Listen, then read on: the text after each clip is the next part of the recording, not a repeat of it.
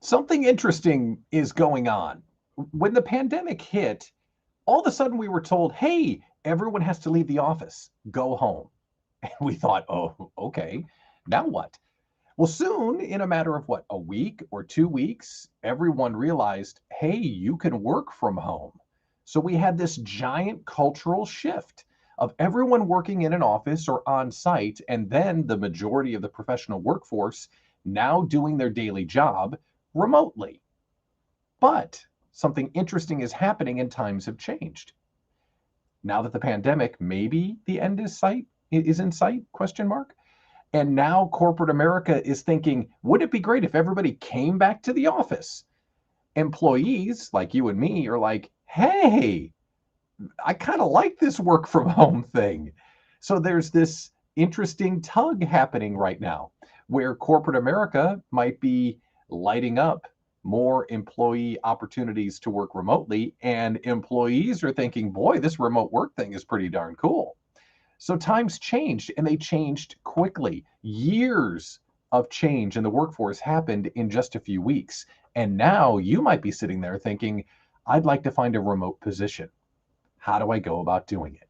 Well, that's what today's episode of The Interview is about, presented by New Horizons. I'm your host, Pat Miller, the Idea Coach. Today, we have a great guest, Leanne Lovely, Associate Director of Client Solutions at Vaco, to answer our questions. And speaking of, if you're tuned in, drop into the chat and ask your questions while we're talking today, because our goal today, as it always is at New Horizons, is to help you get further in your career, be it in training or finding a new opportunity. We want to be a part of your success. New Horizons offers computer training that can help you get ahead, from an intro to computers you can take right on your mobile device, to Windows training, to immersive technology courses to prep you in the growing fields of cloud computing, cybersecurity, and more. New Horizons is making computer training simple and fun so you can get a job better than you can imagine. Learn more at careerdevelopmentsolutions.com. Our show is also presented by Forward Careers. Looking to launch a new career or change careers but don't know where to start? Check out Forward Careers, the preferred source for career exploration, education, skill training, and employment connections for every person in business. Forward Careers is a team of workforce professionals that specializes in providing high-quality, effective, and accessible career services to individuals seeking to improve their employment potential in demand-driven and high-growth professions. To learn more, visit them online at forwardcareers.org. Funding is provided by the Department of Labor, Workforce Innovation and Opportunity Grant, H-1B Tech Hire Grant, Department of Corrections Windows to Work, and Children and Families Independent Living. With all that behind us, let's get down to the conversation and start helping you. Our guest today is Leanne Lovely, Associate Director of Client Solutions at Vaco, and she's here to answer our questions. Leanne, good morning. Thank you for joining us. How's the week going so far? Everything okay in 2022? Yeah, it's going great. I could use some warmer weather, but going excellent so far in 2022. It sounds so weird to say 2022. It does sound weird to say that. And It it does. seems like you hear the words 2022 and it's like, oh, we're living in the future and everyone will work from home. Well, yeah, people are kind of wanting to work from home. Let's start Absolutely. there. It was not long ago that the concept of work from home or work remotely was taboo in corporate America, but it's more common now. How common is it?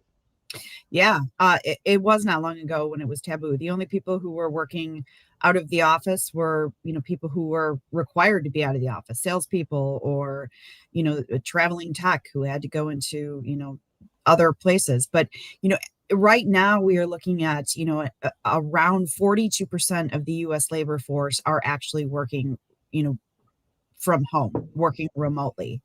Um, Back in the beginning of this, the real swing of this February of what 2020, when we really started with this, I think it was about 16% of companies at that time had started to go fully remote, and we were still at a point where around, I think, 44% of companies said we will absolutely not go remote. There is no way. We don't offer it. We'll never offer it.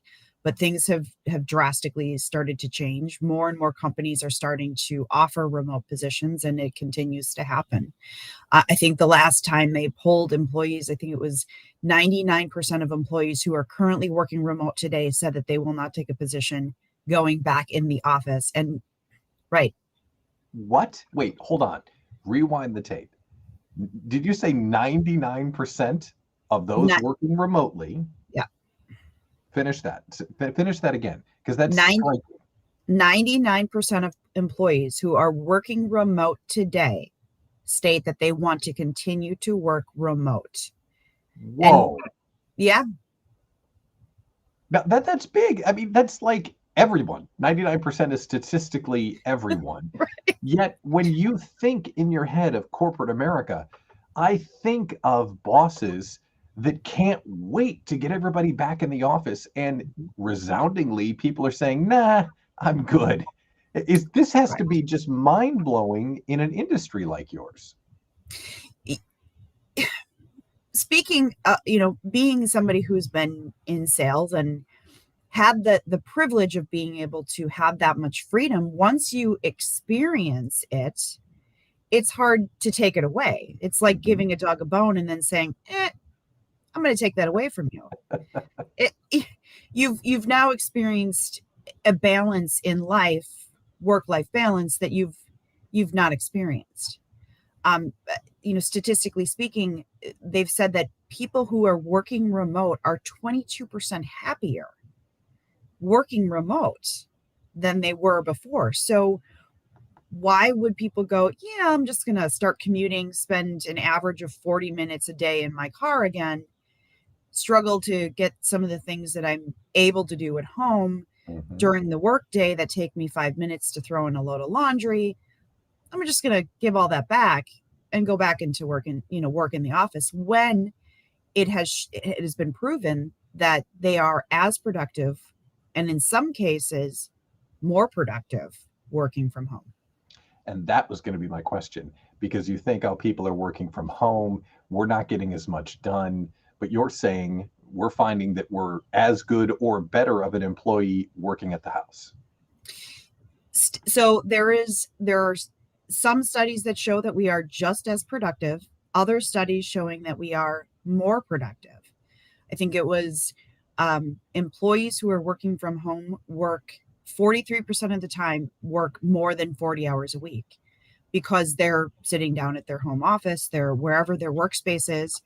And because they're cutting out that commute time, they're getting to that desk sooner.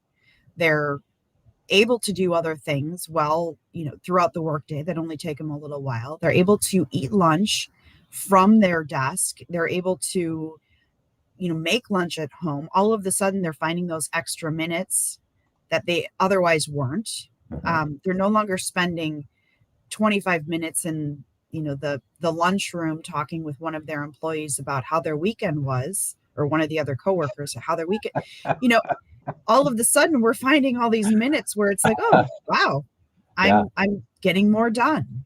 yeah. And I know that I have to rewind the tape just a little bit, because one of the folks that pages that we're broadcasting live on today is SoCal.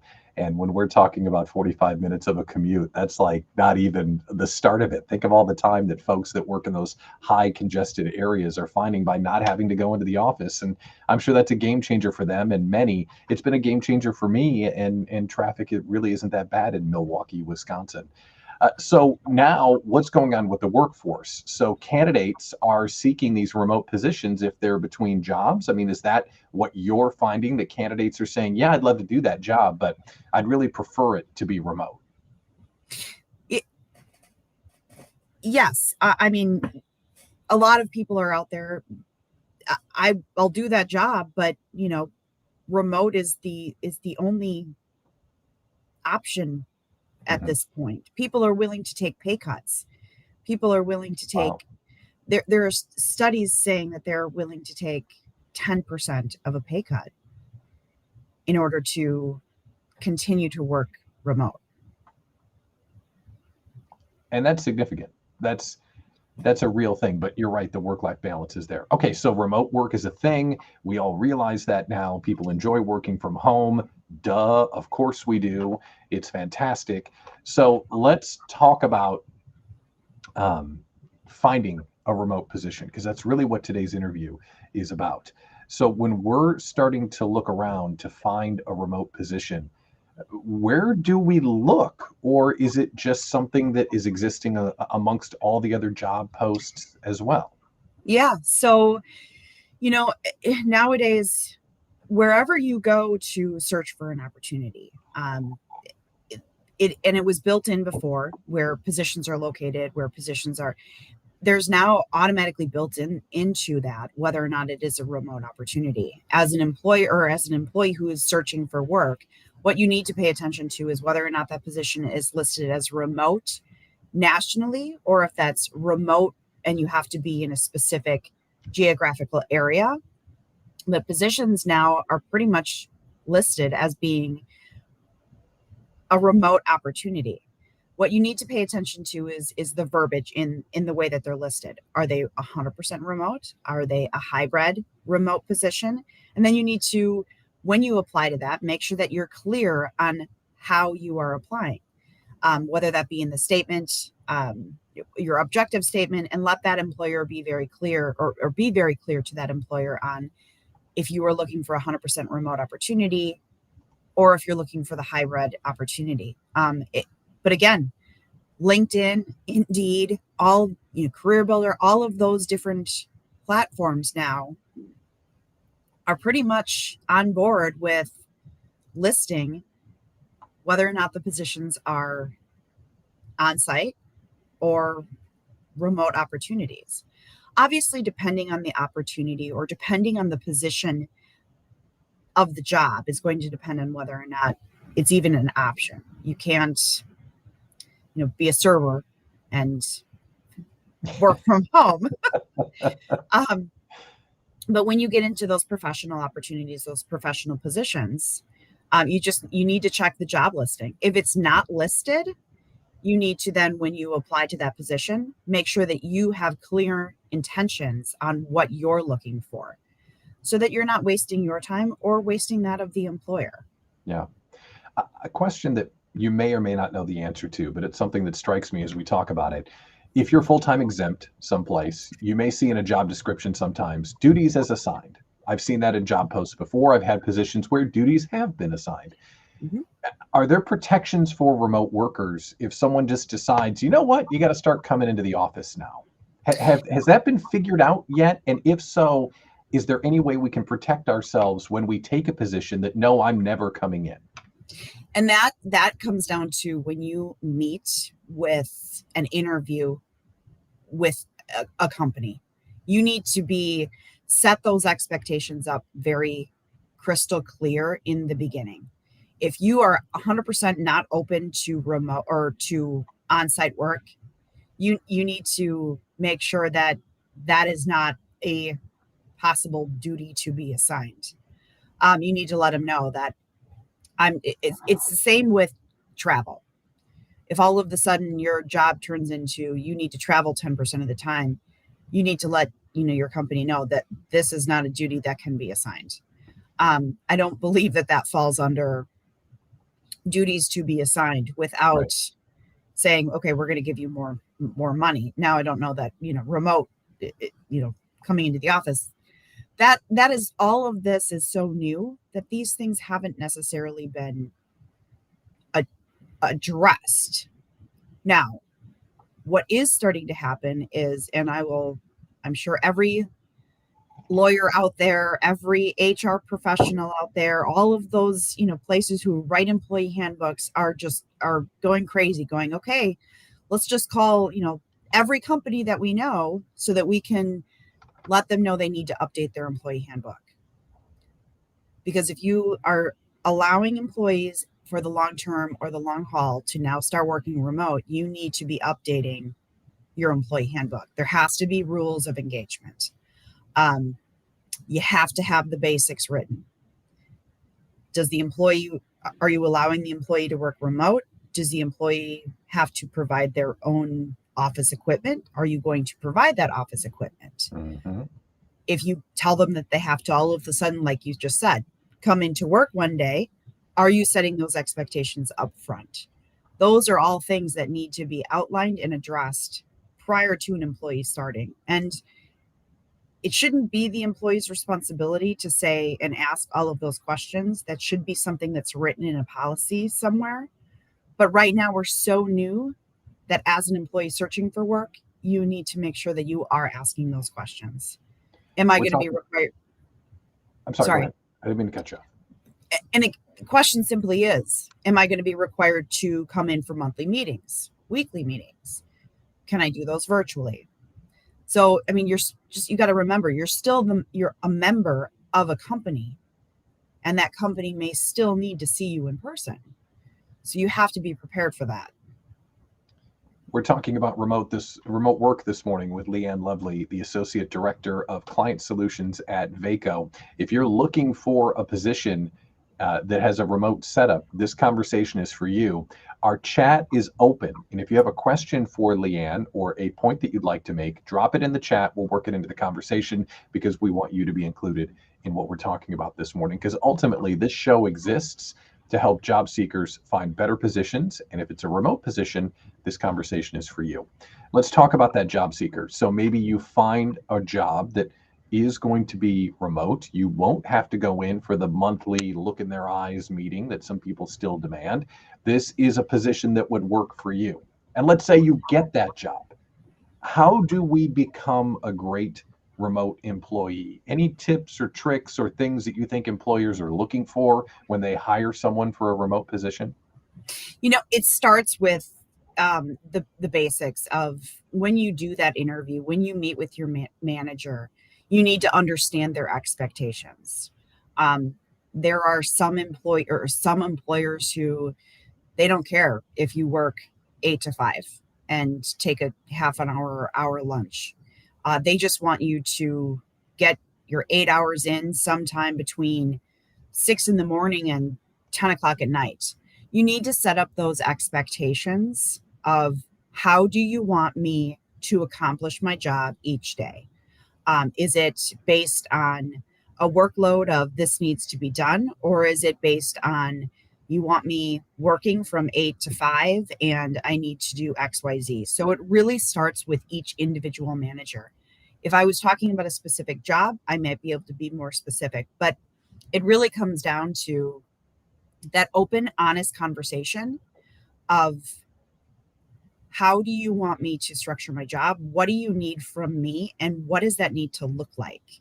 Um, and then working through those steps, and then being honest with that manager of your strengths and your weaknesses.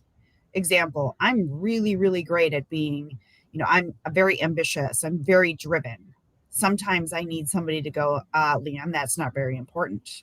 You need to focus on this because right now you're seeing a shiny object over there and that shiny object is not very important. Okay. Okay, refocusing my attention on this. And having those open, honest conversations is really what's going to make you the most successful.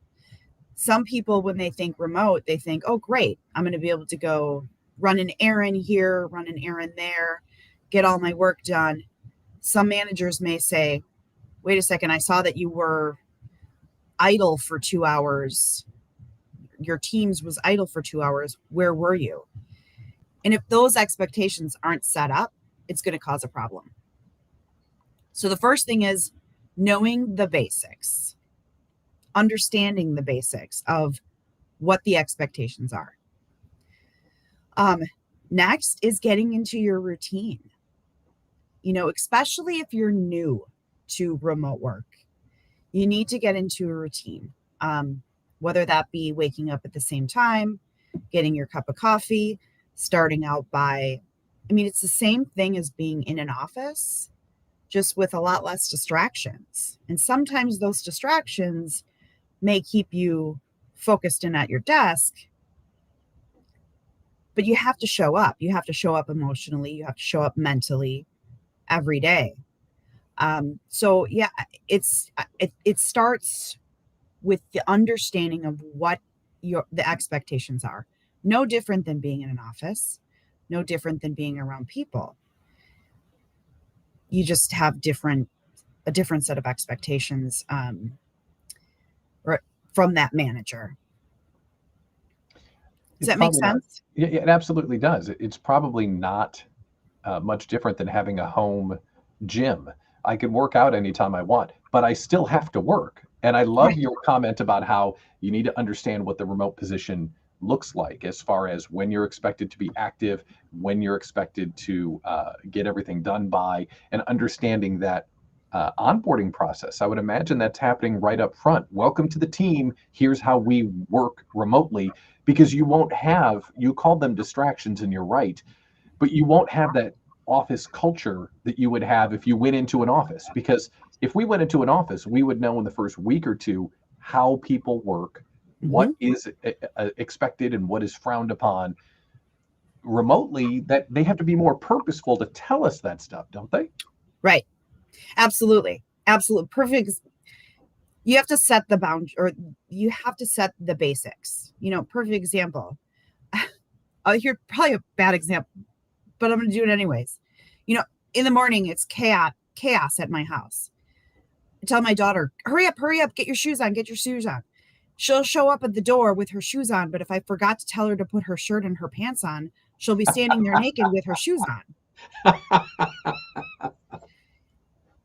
You have to lay the foundation to how everything is going to work before you can really get the ball rolling. Otherwise, you just have somebody floating out there going, wait, how am I supposed to make all of this happen? Yeah. I mean, it's the simple, and you're right. You don't get that if you're not watching and physically in an environment where everything is just kind of naturally happening. Um, so yeah, it's a lot more of getting to know the culture through communication. Something that strikes me, and let's talk positively for a second. Let's say you develop the skill, because I believe it's a skill to be productive at home, and you develop the skill to communicate through email and Teams or whatever the asynchronous or live chat might be to stay connected to your manager. Let's say you develop that skill. Once you develop the skill of doing whatever it is that you do remotely, that's quite an opportunity, because if a lot of companies are looking for talented remote employees, especially in hard to find fields, this is really a great opportunity for those employees, isn't it? Because they could be in we talked about Southern California.